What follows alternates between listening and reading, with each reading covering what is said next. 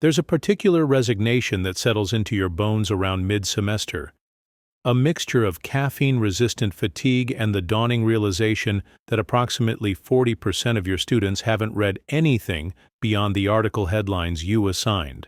It's the academic equivalent of reaching mile 18 in a marathon and discovering you've somehow been running in dress shoes the entire time. I was experiencing this familiar sensation on a Tuesday afternoon in October, hunched over a student.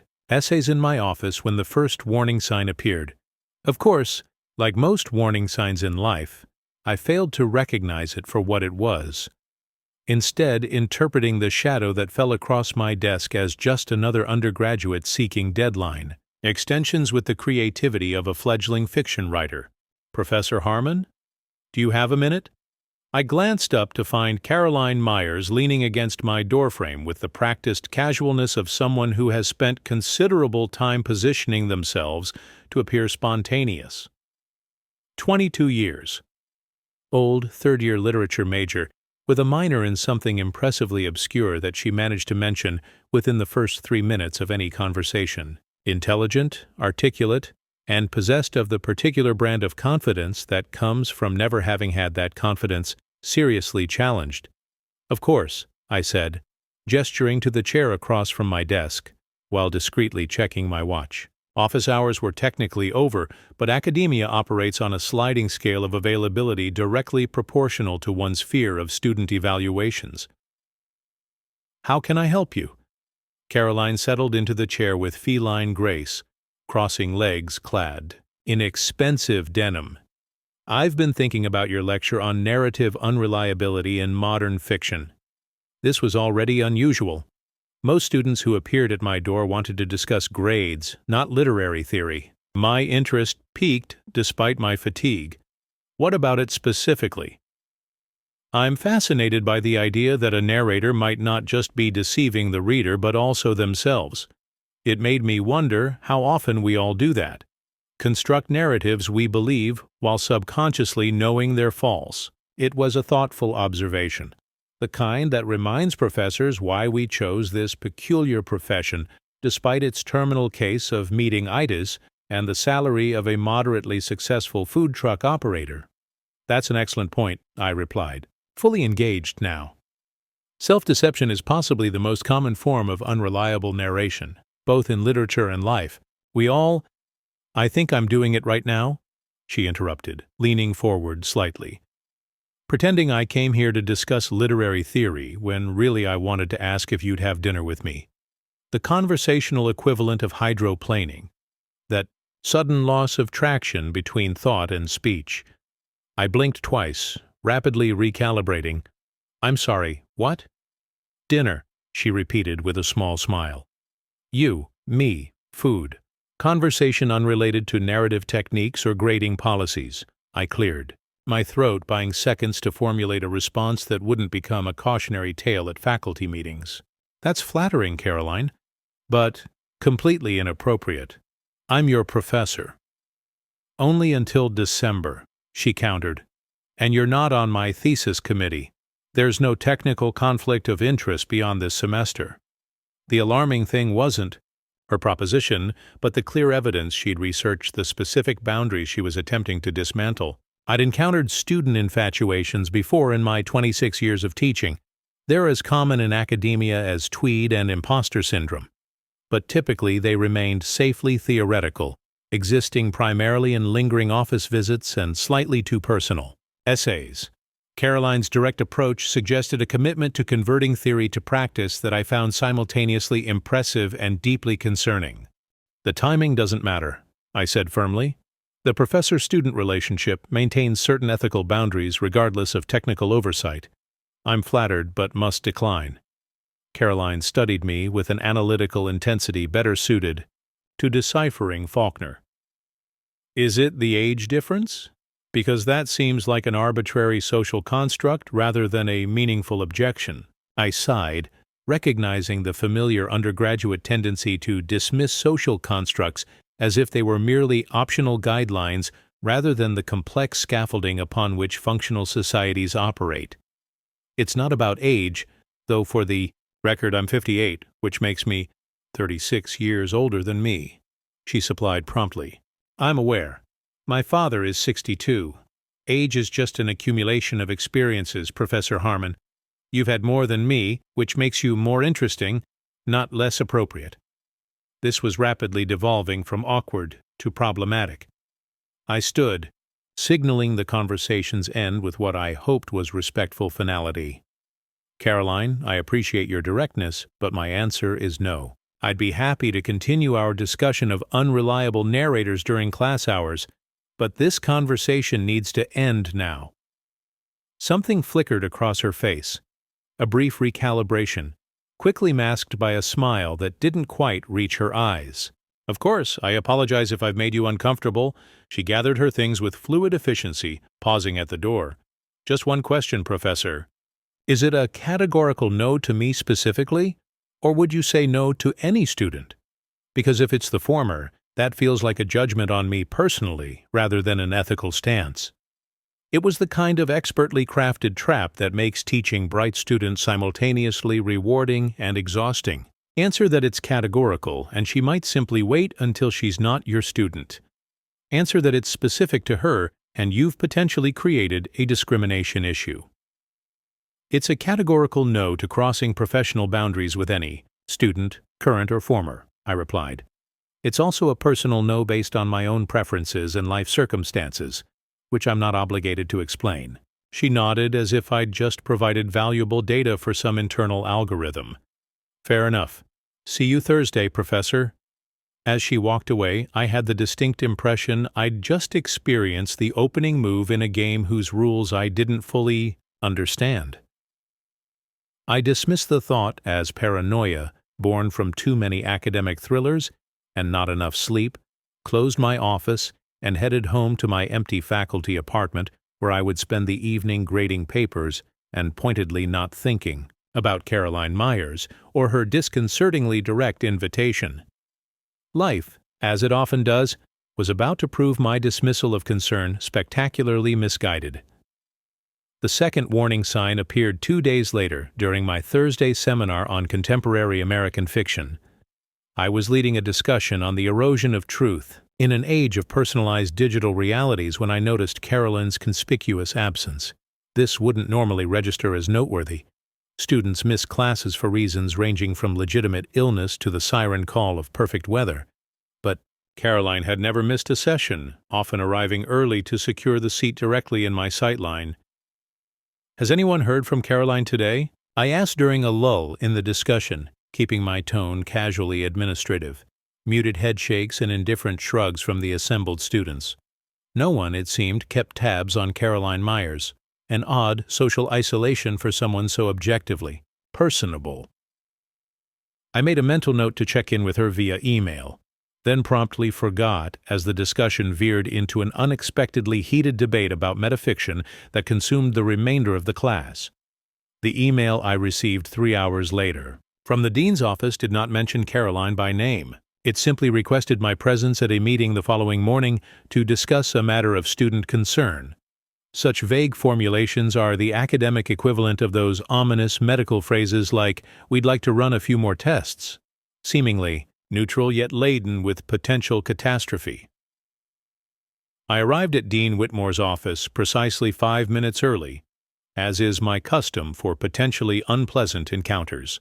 The administrative assistant, a woman who had witnessed the rise and fall of at least 4 deans, and whose institutional knowledge likely exceeded that of the entire tenured faculty combined, greeted me with the carefully neutral expression of someone who knows exactly what awaits you but is contractually prohibited from providing advance warning. "Go right in, Professor Harmon. They're expecting you." The "they" registered belatedly as I entered to find not just Dean Whitmore, but also Helene Rodriguez, head of our university's Title IX office, and Gregory Peters from Legal Affairs. This particular triumvirate generally assembles only for situations involving words like liability and potential damages.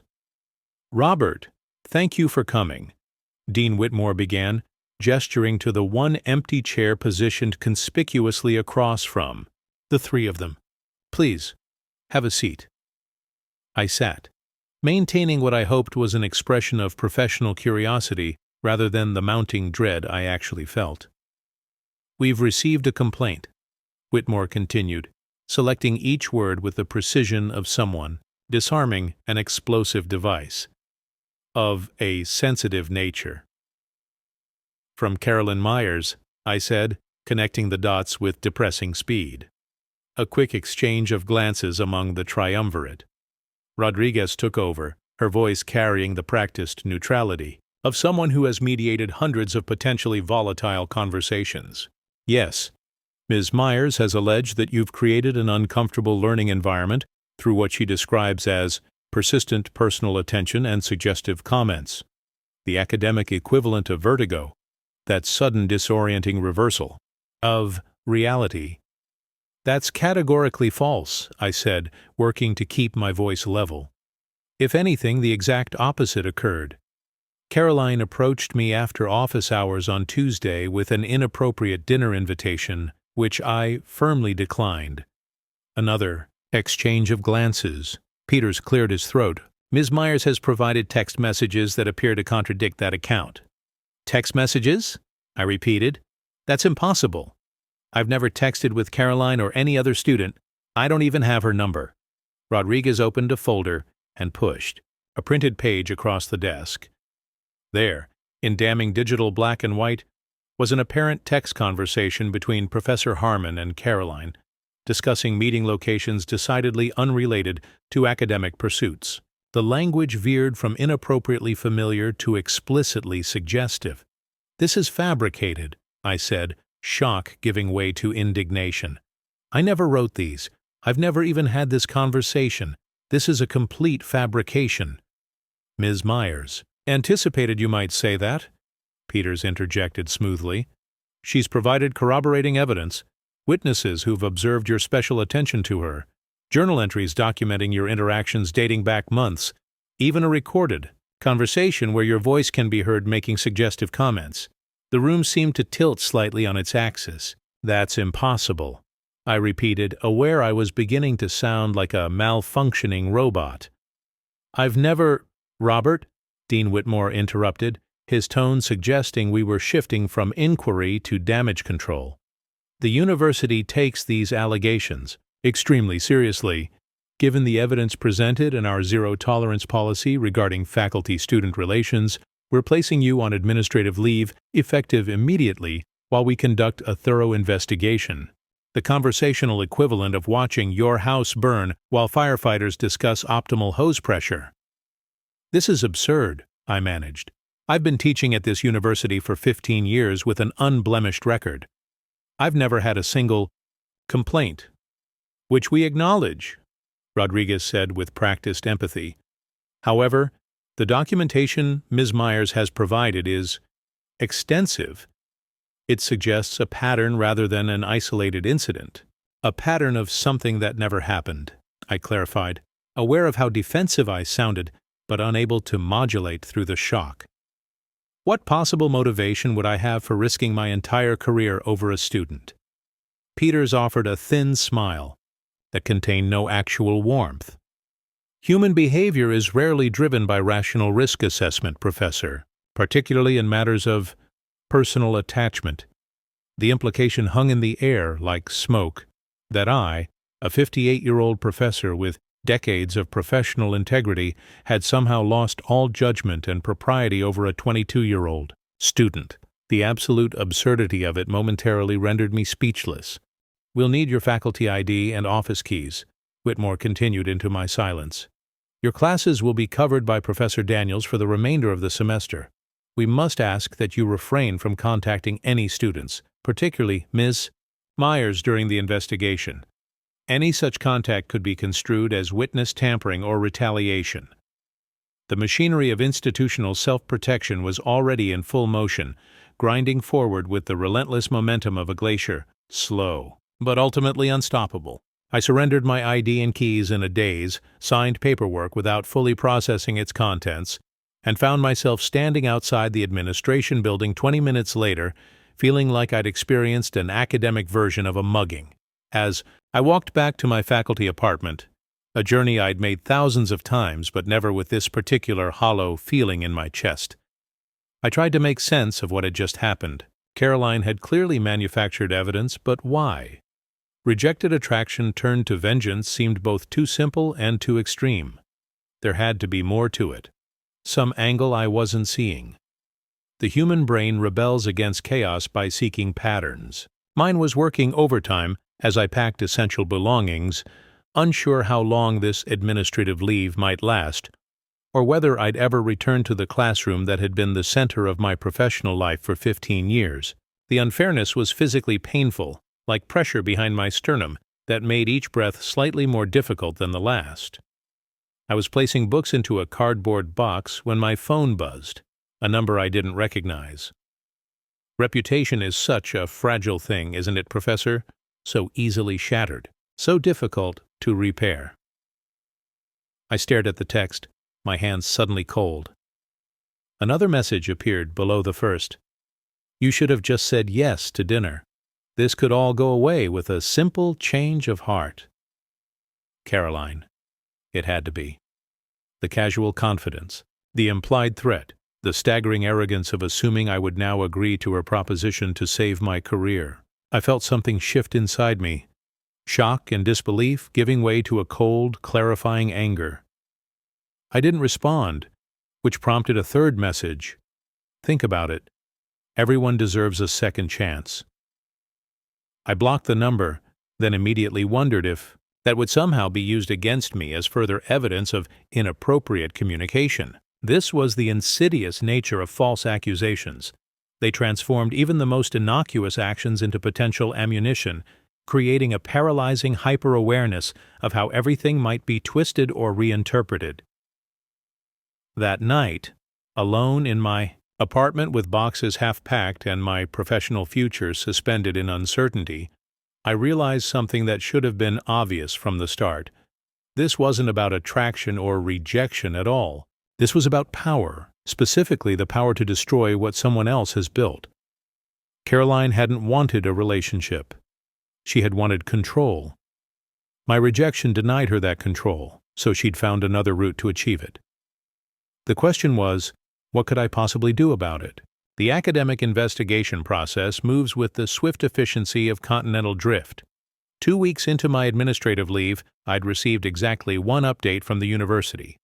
A formal letter outlining the allegations in carefully sanitized language and reiterating the prohibition against contacting students or faculty members involved in the investigation. Meanwhile, the rumor mill operated with considerably more speed. Former colleagues who had shared countless faculty meetings and curriculum debates with me suddenly became scarce, their communication limited to brief, awkward text exchanges that carefully avoided the elephant trampling through our professional relationships. The institutional isolation was nearly as painful as the false accusations themselves, the swift transformation from respected faculty member to academic pariah. I'd hired an attorney, of course, Patricia Nolan, who specialized in academic employment issues and whose hourly rate suggested she'd found a lucrative niche in a field not generally associated with financial abundance. Her assessment of my situation was clinically direct. They want this to go away quietly, she explained during our first meeting in her downtown office. Universities are allergic to publicity around sexual misconduct allegations, regardless of merit. The easiest solution from their perspective is for you to resign voluntarily. But that's tantamount to admitting guilt, I protested. I've done nothing wrong. Patricia's expression conveyed sympathetic pragmatism.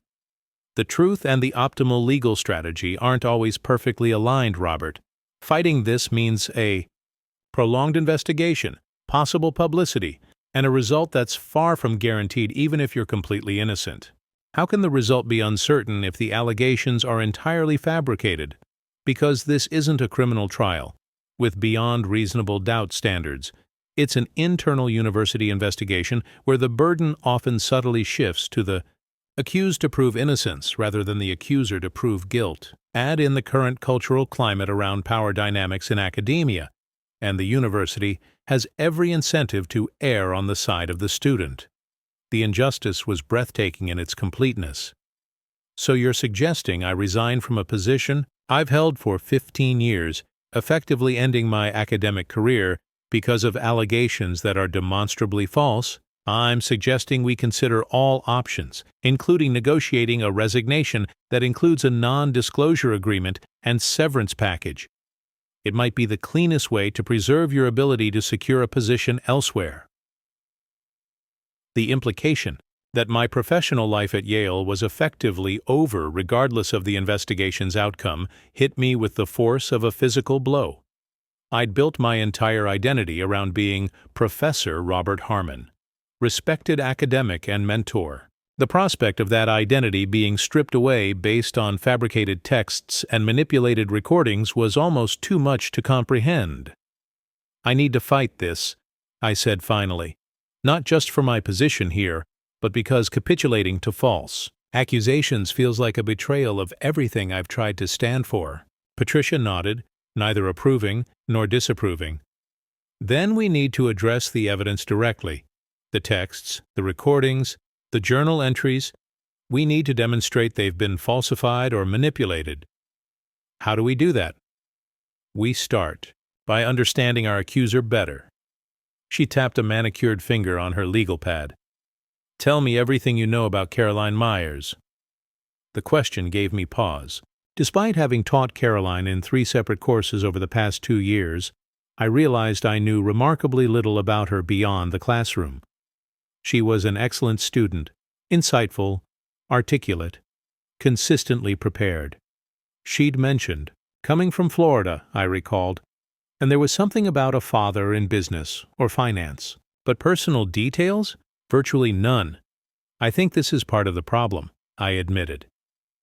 I don't really know her beyond her academic performance. She's always been exceptionally capable, but somewhat self-contained. Patricia made a note. Then, that's our first step. We need to understand who Caroline Myers is and why she's targeting you specifically. This level of calculated attack suggests something beyond simple rejection. There's a motivation we're missing. The investigation into Caroline's background revealed several surprising details. Far from being the privileged undergraduate she presented as, Caroline had transferred to Yale after 2 years at a community college in South Florida. Her father wasn't a successful businessman, but a mid-level bank manager who had passed away during her first year of college. She'd secured her place at Yale through a combination of academic scholarships and student loans, maintaining a perfect GPA while working part-time at the university library. Most intriguingly, Caroline had filed a harassment complaint against a professor at her previous institution, a complaint that had been settled quietly with the professor's resignation and a confidential financial agreement. The parallels were too striking to be coincidental. This changes the picture considerably, Patricia observed when we reviewed the information. We may be dealing with a pattern of behavior, targeting male professors, manufacturing evidence, leveraging institutional fear of scandal. You think she's done this before, as some kind of extortion scheme? It's a possibility we should explore. If her previous complaint followed a similar pattern but resulted in a financial settlement, she may have identified this as a viable strategy. The thought was simultaneously horrifying and oddly relieving.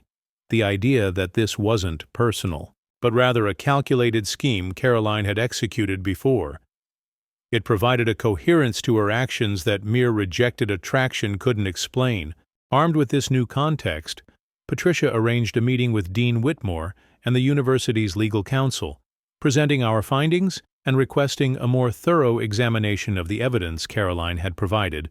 We have reason to believe Ms. Myers has engaged in similar behavior at her previous institution, Patricia explained, her tone suggesting she was sharing sensitive information rather than making accusations. Given these concerns about her credibility, we're requesting a forensic analysis of the text messages and audio recordings she's provided as evidence. The university representatives exchanged glances laden with unspoken communication. That would require Ms. Myers's cooperation, the legal counsel noted. She would need to provide access to her phone and original recordings.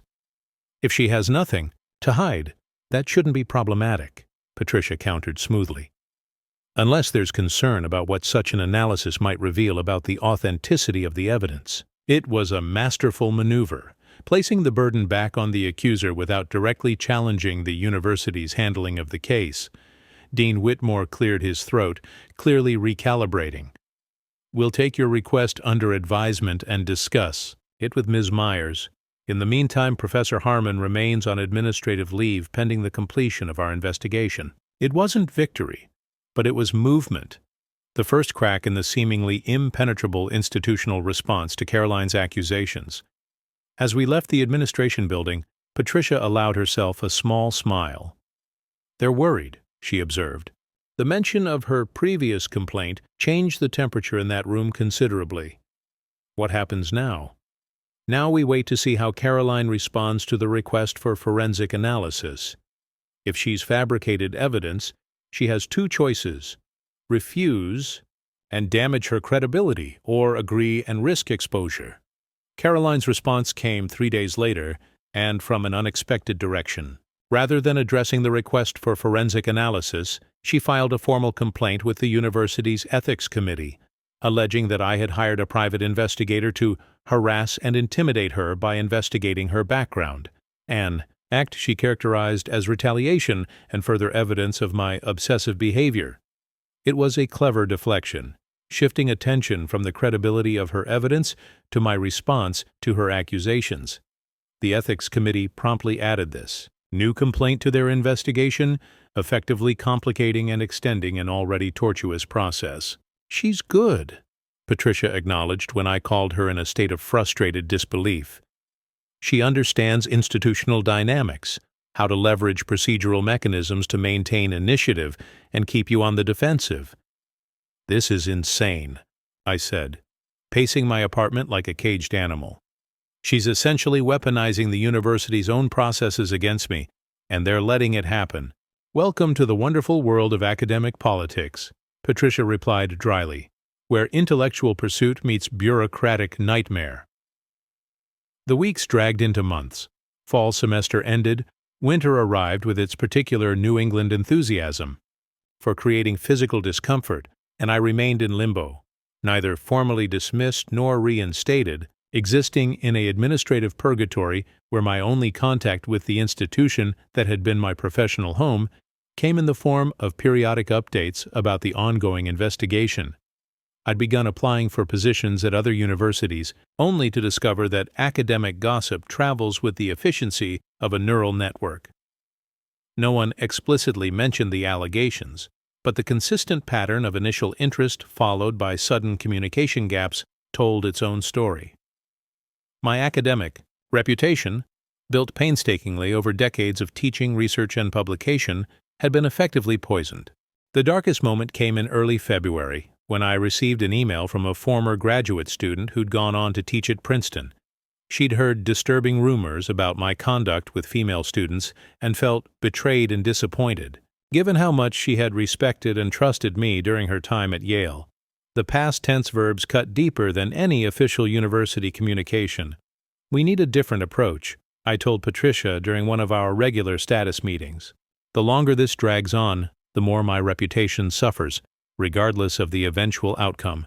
At this rate, even complete exoneration won't undo the damage." Patricia studied me with the careful assessment of someone measuring a client's psychological state. "What did you have in mind?" "Direct confrontation. I want to meet with Caroline face to face." "Absolutely not," she replied immediately. "That would violate the terms of your administrative leave and potentially constitute witness intimidation. It would effectively end any chance of reinstatement." Then what? My frustration boiled over. I sit here watching my entire professional life disintegrate while Caroline walks around campus untouched? There has to be something we can do. Patricia's expression softened slightly. "I understand your frustration, Robert, but direct confrontation plays directly into her narrative about you. We need to be smarter than that." "How?" "By understanding her endgame. If this is similar to her previous complaint, what was the resolution she sought? A financial settlement? Your resignation? We need to identify her objective to effectively counter it. The question lingered as I left Patricia's office and walked through the snow-covered streets of New Haven, a city that had been my home for 15 years but suddenly felt foreign and unwelcoming. What did Caroline want? If financial gain was her motive, why target a professor of moderate means rather than someone with deeper pockets? If forcing my resignation was the goal, why not accept it when it was effectively offered early in the process? The answer came to me as I passed the university bookstore, where a promotional display featured recent faculty publications. Mine was conspicuously absent, of course, but the revelation hit me with sudden clarity. Caroline didn't want money or my resignation. She wanted academic credibility, specifically the kind that comes from exposing misconduct within elite institutions. Practically ran back to my apartment. Ignition a quick internet search for Caroline Myers, alongside terms like article, publication, and academic misconduct. Nothing immediate appeared, but a broader search revealed she'd recently started a blog focused on power dynamics in higher education, where she wrote about institutional responses to harassment allegations without specifically mentioning her own case. She was positioning herself as an expert on the very system she was manipulating, building a platform from which she could eventually launch a more public career as a commentator, consultant, or advocate around these issues. My case wasn't about me at all. I was simply the raw material from which she was crafting her personal brand. I called Patricia immediately. "I think I know what Caroline wants," I explained, outlining my theory about her building a platform around academic misconduct cases. "This isn't about me resigning or paying her off. It's about establishing herself as an authority on institutional responses to harassment." Patricia was quiet for a moment, processing. "That's actually quite plausible, and it explains why she's dragging out the process rather than pushing for quick resolution. The longer and more complex the case, the more material she has for her commentary. So how do we use this insight? By changing the narrative," Patricia said slowly, thinking aloud. "If your case is providing fuel for her platform, we need to make it less useful to her objectives. We need to reframe this entire situation in a way that doesn't fit her preferred narrative." The strategy that emerged was counterintuitive but oddly fitting. Full transparency. Rather than continuing to fight within the closed system of the university's investigation process, playing by rules that Caroline had already proven adept at manipulating, we would take the entire matter public, but on our terms. Patricia arranged a meeting with an education reporter from the Boston Globe who had previously covered issues of due process in campus disciplinary proceedings. With her guidance, I provided full documentation of the allegations against me, the inconsistencies in Caroline's evidence, her history of similar complaints, and the university's handling of the investigation. The article that resulted was neither a hit piece nor a vindication, but a thoughtful examination of the complexities of campus misconduct allegations, the pitfalls of university disciplinary processes, and the potential for these systems to be manipulated. It presented Caroline not as a villain, but as a savvy operator who had identified and exploited procedural vulnerabilities, a framing that subtly undermined her cultivated image as an innocent victim of institutional power. The publication of the article created precisely the kind of public discourse that university administrators fear most, not sensationalized scandal, but nuanced criticism of their procedural failures. Within days, I received a call from Dean Whitmore's office requesting a meeting to discuss new developments in my case. The new development, it turned out, was that Caroline had withdrawn her complaint. No explanation, no conditions, simply a formal notification that she no longer wished to pursue the matter. The timing, immediately following the article's publication, spoke volumes about the accuracy of our assessment of her motives. "The university would like to offer you full reinstatement," Dean Whitmore explained, his discomfort palpable across the polished expanse of his desk, "with appropriate accommodations to ensure a smooth transition back to your teaching duties." The offer should have felt like vindication. Instead, it landed with the hollow echo of too little, too late. My reputation had been damaged, My relationships with colleagues strained, my confidence in the institution irrevocably shaken.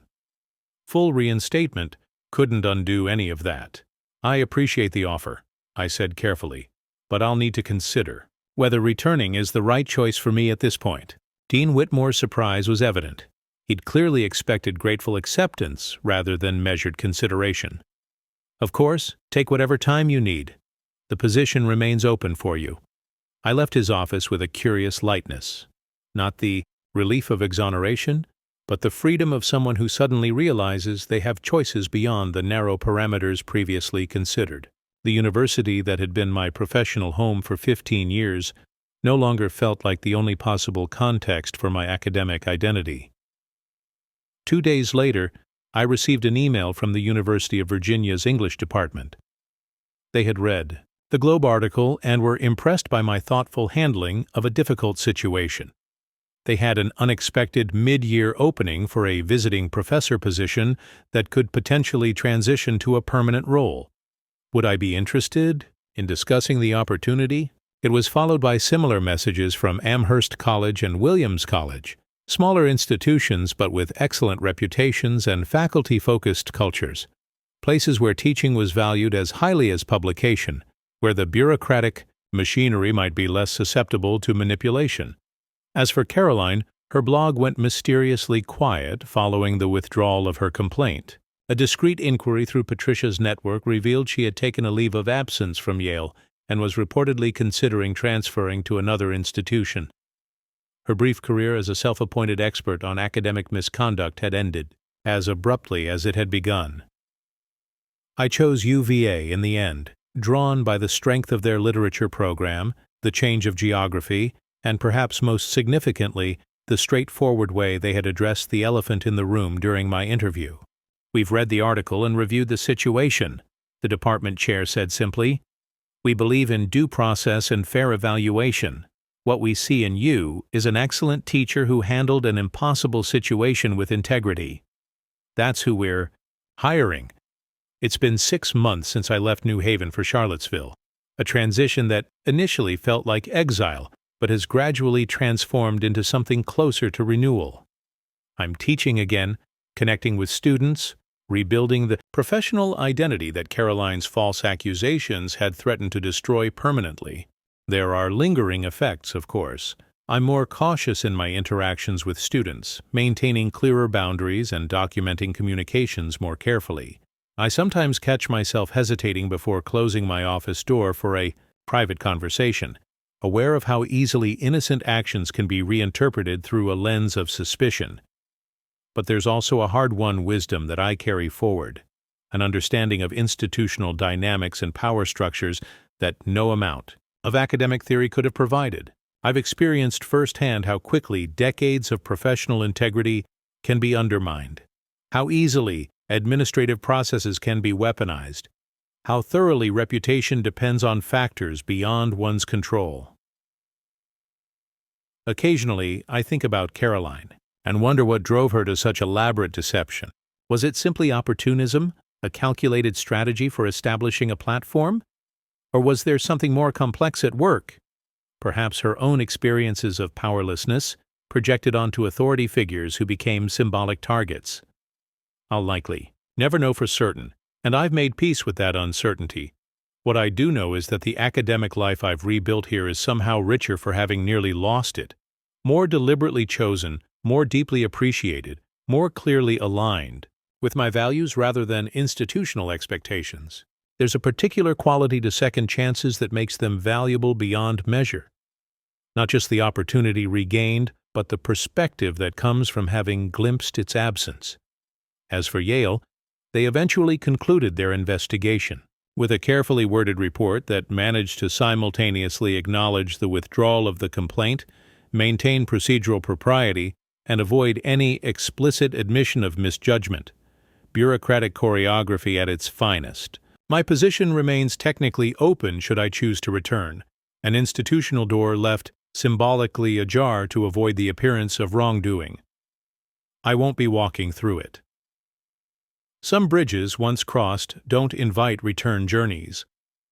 Some Lessons once learned change your direction permanently. Some casualties, even academic ones, clear the way for new growth you couldn't otherwise have imagined. These days, when students occasionally ask why I left Yale for UVA, I simply tell them I was ready for a change of scenery. It's not the complete truth, but it's the version that allows us all to focus on what actually matters: the literature on the syllabus, the ideas in the room, the ongoing conversation that makes academia worthwhile despite its occasional absurdities and injustices. After all, as I often remind my students, every story has its unreliable narrators. The trick is recognizing when you might be one of them, telling yourself comfortable fictions about institutional integrity or professional invulnerability that reality hasn't bothered to validate. I've stopped expecting such validation. Instead, I've learned to find it in smaller, more tangible moments, in thoughtful student essays, in departmental colleagues who make space for complicated truths, in the simple privilege of discussing great books with curious minds. It turns out that's enough.